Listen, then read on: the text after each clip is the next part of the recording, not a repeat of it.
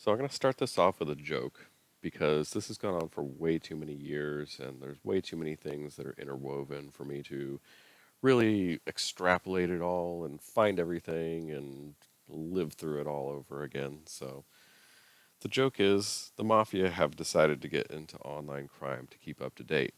They've just launched a new app called Pay Up, Pal. It's funny, get it? Because it's kind of like this. I'm going to make him an offer he can't refuse. We're going to kill you if you don't go along with what we're saying. It's that dark comedy that the mafia is well known for. And that brings us to the PayPal Mafia. Now, the PayPal Mafia is a group of former PayPal employees and founders who have since founded or developed additional technologies companies based in Silicon Valley, such as Tesla, LinkedIn, Palantir, SpaceX, Affirm, Slide, Kiva, YouTube, Yelp, and Yammer. And it's pretty obvious that some of these have really shaped the way our society has been formed. Notably, some of the things that I see in here, especially with Elon Musk, is that they have this like connection to the letter X. It's Elon Musk with X.com, SpaceX. Actually, he has a collaboration with X Prize, the Model X car. He named his son XAE A12, then X Core, and then right after this, he posted the letter X, and I think it's all tied with XRP because of cross-border payments, of course, the X, right? And you look at the old PayPal logo with Elon Musk and Peter Thiel here, and it had an X. The old PayPal had this X there, which the spirit of PayPal is very reminiscent of like Ripple, the spirit of Ripple. And this sentiment is echoed by when Elon Musk says, "Time to complete the circle," as Doge Designer has posted a picture of that X.com card from 1999. What could that possibly mean? And so there's been research done that links this PayPal mafia in with Ripple as well. This was done by a citizen of the future, and hopefully I'll be able to post this without it getting taken down. So we'll see what happens. But this wasn't the full version of this. In fact, the full version is now like locked behind some kind of thing where you need a password, and so you can't watch it. But in this video, he's going through like all of his initial steps. Like he's looking through the Wayback Machine, and he's finding all these links between X Commerce and Ripple. And like as he's making this video, um, he clicks on a link that goes to Ripple.com, and so here you can see how Ripple networks are transforming money. The future of money is in the web, posted on a site called X Commerce or X.com. And then the future of commerce will combine your social network and mobile device, which sounds a lot like the times we're living in now. And then I believe this is where he stumbles on Ripple Pay from back in the day. And you can see, yeah, Ripple Pay. And so this is his graphic as well. If you want to pause the screen and look at it, it's essentially what we just broke down, like how X.com or X Commerce was linked with PayPal, eBay, and Magento. Um, and basically it goes into, yeah, like how Ripple networks are transforming money. And this guy here was the author of that article from X Commerce, which was then linked with the old Ripple, which became RippleNet. And then like you can see how long people have been tracking this because like they were calling it Twitter 2.0 because we didn't know that it was going to be just called X.com. We've watched these things come into fruition. And so there was a similar kind of knowledge that was going through the air sometime around 2017, 2018. This article is from 2019 here, but it says XRP, the standard, and it was well known as the standard. And here it is saying, why did Coinbase choose XRP over Bitcoin? there was a lot of like big connections being drawn, and great news that was happening towards, that 2018 kind of peak here on Ripple site. Our solution involves creating a common standard for payments using XRP. Um, Many businesses have a lot of compliance issues that they have to consider when using digital currencies, especially as they could be quite volatile. And then it's saying XRP yet can't claim the crown of being the standard, yet they're still referring to XRP as the standard. So it was well known at that time that that's what it was. There's plenty of good information at that point in time. If you were a XRP investor in this area right here, all of this, lots and lots and lots of good news. So what would be the best joke to show up right here? Well, a bear, obviously. And that's that dark sense of humor that the mafia has, is some kind of joke like that where a community is like, "Oh, cool, this fun bear," and they're not even realizing that they're at the start of a grueling 6 year plus bear market. So another way to see this also is he is like this meme character that has been associated with the XRP community, and there's all these like memes that have happened over the course of years and years, or riddles as you might call them. And this character also has his opposite, 321 Yugelberry or whatever. It's the same name, just backwards, which is kind of like along the lines of the as above, so below philosophy. And if this really is something that's intertwined with like the deepest networks of government organizations or whatever, like you better believe that they're going to have these like ritualistic events, which we do tend to see around solar eclipses. When you look at this, you can see here's a moon. This is a waxing crescent right here. And then this would be your full moon, and then the waning crescent.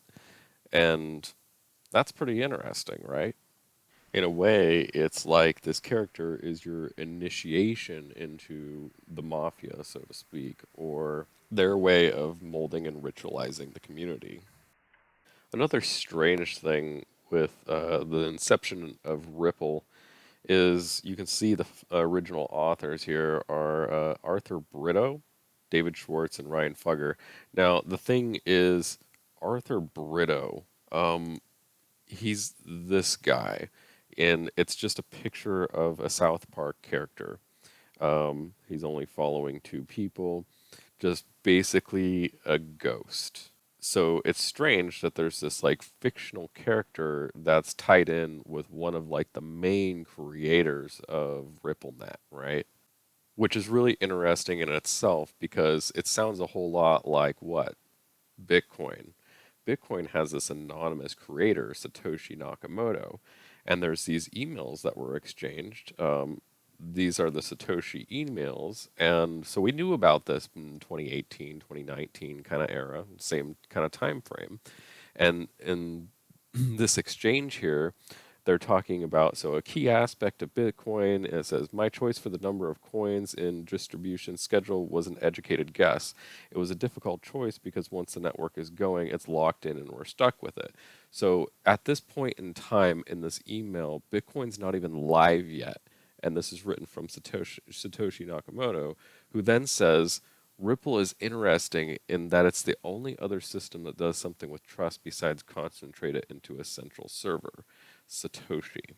So not only was Bitcoin not live yet, but he was already giving credit to Ripple, who has this also like this anonymous character that is sort of behind the token.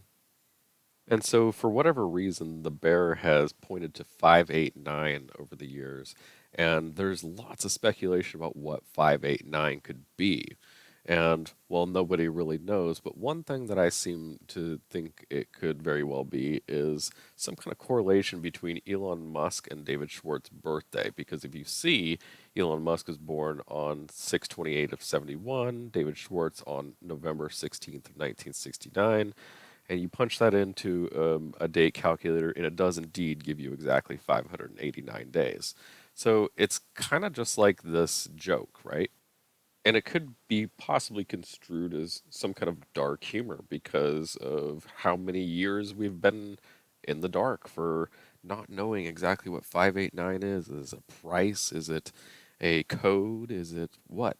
Oh, it's just the days between Elon Musk's birthday and David Schwartz's birthday, which is yet another connection between Elon Musk and Ripple. This happened just the other day, and it started this big thing. Like some people are like, "Oh wow, that's awesome," and the rest of the XRP community is like, "Shut up, you're stupid." And what it was is Elon Musk, his profile, he was following 589 people. Obviously, probably just to mess with people. And he pinned a tweet, which he tweeted that day, that said, "The standard Tesla Model Y now has a 320-mile range." The point being, he's referencing the standard and 589, which are all ties to XRP. Now, what's interesting is on the exact same day, Ripple has 985 people they're following. 589 backwards, that as above, so below connection.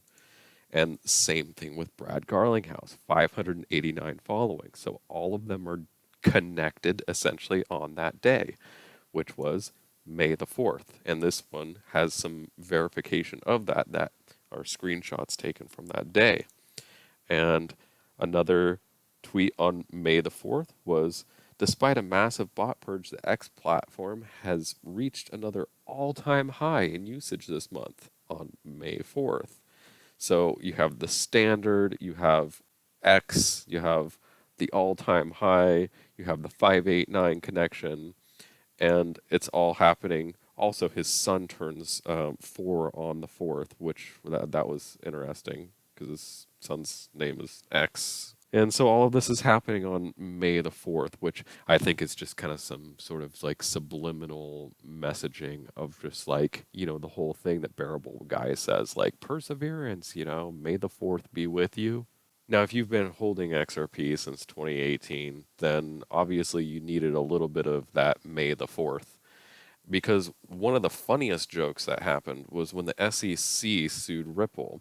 Forbes deemed it the cryptocurrency trial of the century, and this was done exactly at the midpoint between both great American eclipses, the ones that happened in 2017 and the ones that just happened this last April.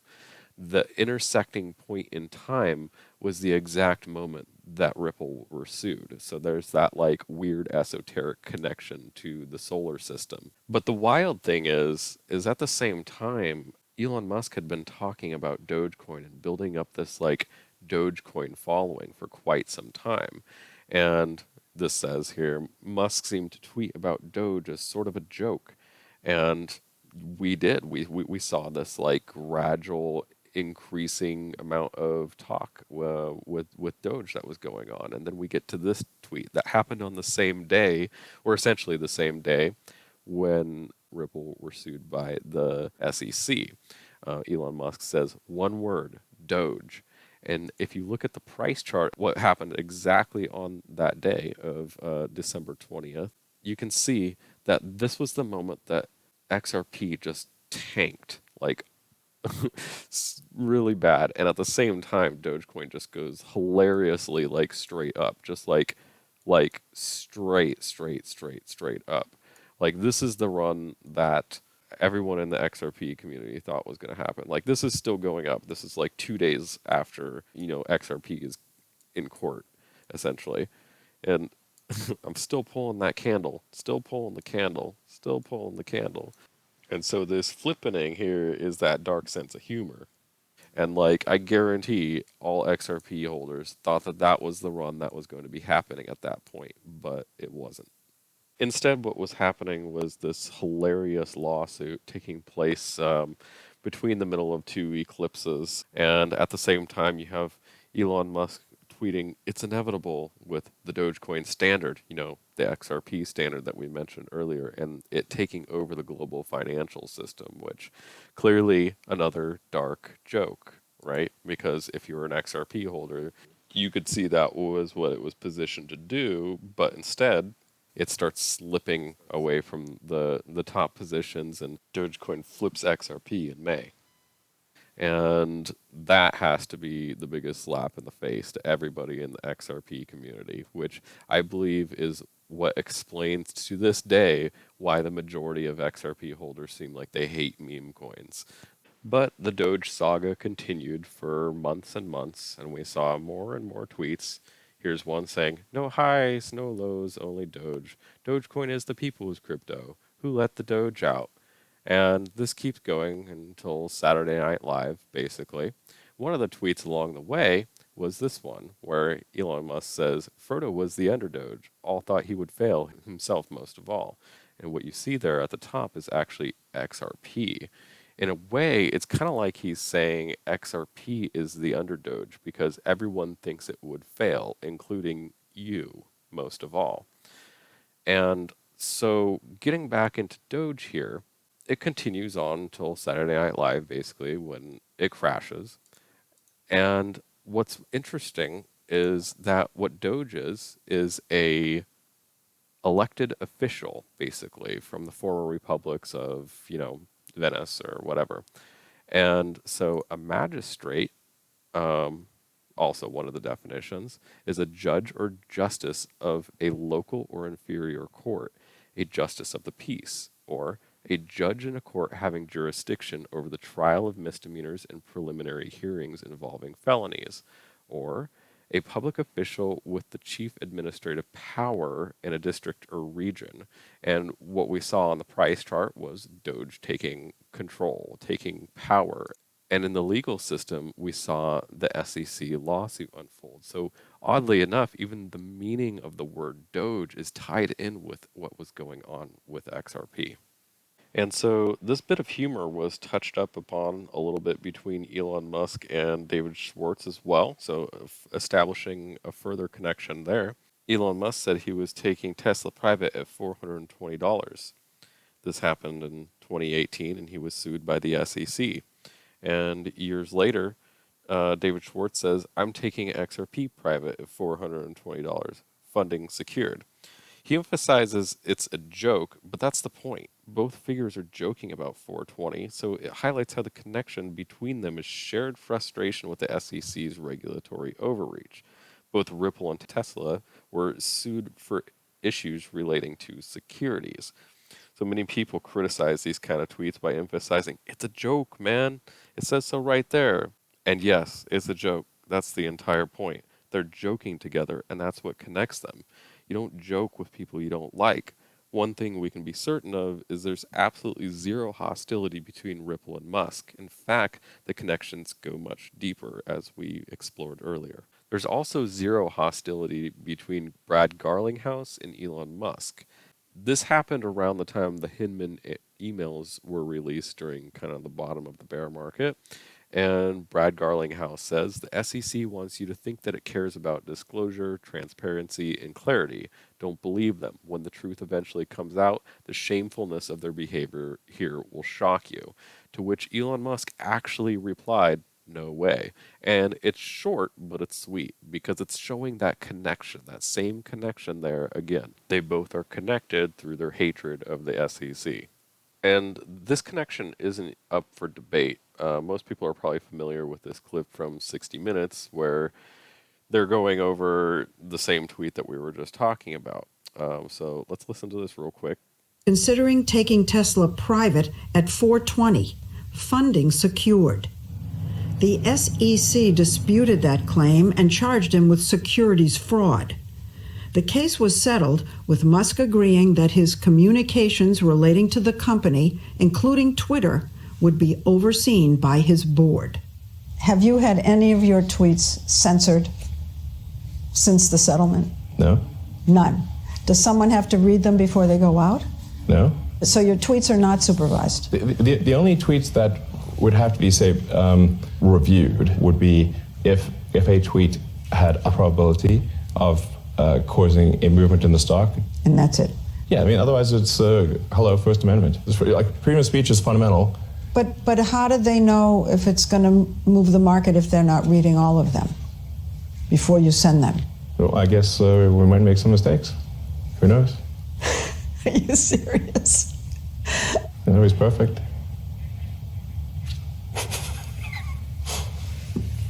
Look at you. No, I want to be clear. I do not respect the SEC. I do not respect them.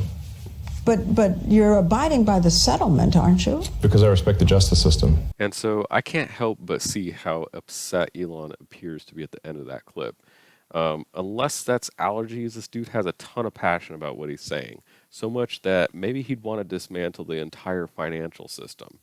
Anyway, pay attention to how he emphasized his contempt. And think of the issues that were brought up along with that, like the need to have his own platform for freedom of speech and how this all would play into the Constitution. All of these things are interconnected, and it would appear as though there is a grand master plan to have all of your identity and finances on a single platform. And that would appear to have been what was in the works with X.com over 10 years ago. And I don't know, I can hear kind of a contempt in the way that she talked to Elon Musk. Like, there's a true division amongst different sides of the population. And I don't know, I kind of think this links in with Trump. And it's not the first time I've seen a connection like this. And I think that division amongst society is intentional. And so here you have Mr. Moneyman himself, basically. Like, what I mean by that is he is like the face of money. Like, everybody looks at him as like, ah, yes, he instills consumer confidence in you when you think about finance. And funny enough, the other day, this was happening at one of the Trump rallies, and you can see somebody has a sign that says XRP is not a security on his forehead. And of course, he's come out recently saying he's like very pro crypto because this is an election year in the US. And so it just makes sense that all of these things would go together. And when you think about it like that, why on earth would Trump be against something like XRP? Because Ripple's an American made company, right? And so he was always very like for America, like the entire time. So why would that change? I don't think it would. I think it would honestly accelerate in Ripple's favor. And here again, we have an Elon Musk tweet that says, we need to do something about our national debt or the dollar will be worth nothing. And maybe you're starting to see how this is all connecting to like bigger macro finance things or events on the world stage. There's a new system that's rising to power that's pushing the old incumbents out. And so consequently, there's a battle between them. One about which doge will take the throne. And every day to me, it seems like we're getting closer and closer. And I see more and more of these connections like we've looked at. Here's one from Brad Garlinghouse the other day. For whatever reasons, I've been hanging on to this one for a while. Probably one of my favorite from the XRP community. Essentially, it's an ape that says, laugh now, but one day XRP will power the world. And then the next day, Elon Musk posts another ape. So both of them posting apes. This one's Harambe. Harambe on Solana, by the way. And so I just don't really see how these things aren't connected, to be honest. And I'm sure that wasn't like a perfect explanation of everything going on. And so maybe looking at a chart is more your style. And what you can see is just some really basic patterns that have happened. And it's like back here, this took years. There's like 1, 2, and then it kind of goes flat and it goes up, right? And this is like what we're seeing here is 1, 2, kind of goes flat and then it goes up. So it's just like XRP just has a longer cycle than everything else. And so, I mean, there's some opportunity cost in holding something for 6 years in the crypto world, but guess what? It's like not dead. And if anything, I think like the overall sentiment of the community mixed with like how good things are actually going for them in court, like it's really telling. Here's King Solomon saying, we talk about enterprise adoption, banks flipping a switch, blah, blah, blah. Like this dude's tired of it. Everyone's tired of it. I get it. Yet it's 2024 and arguably the most successful vertical to come out of Web3 are fucking meme coins. And it's like, right, yeah, and like I said, everybody in the XRP community hates meme coins, but like that is what we're seeing be the most successful. And so it's like, I think what you have to do is just like hold on to the idea that you are like new in a new space, and there's like so much more potential to come. The fact that meme coins can have their time in the sun is like really telling of all that. But I don't think they're just going to be erased off the earth like everyone else thinks.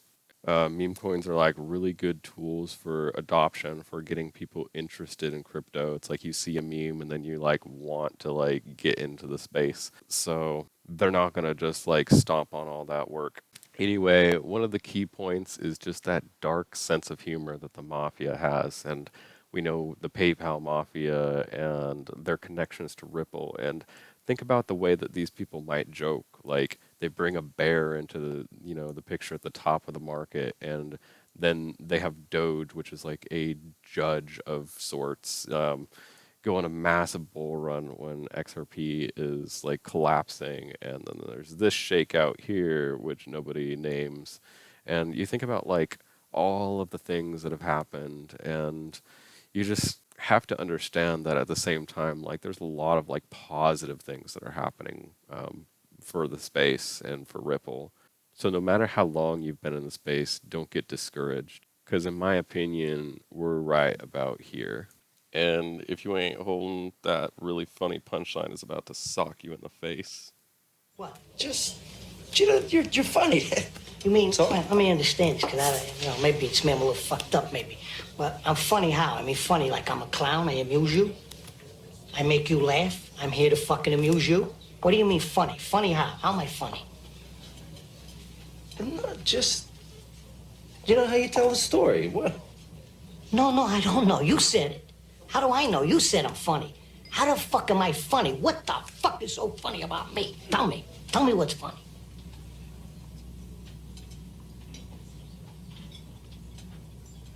Get the fuck out of here, Tommy. You motherfucker! I almost had him. You stuttering prick yet? Frankie, was he shaking? I wonder about you sometimes, Henry. You may fold under questioning.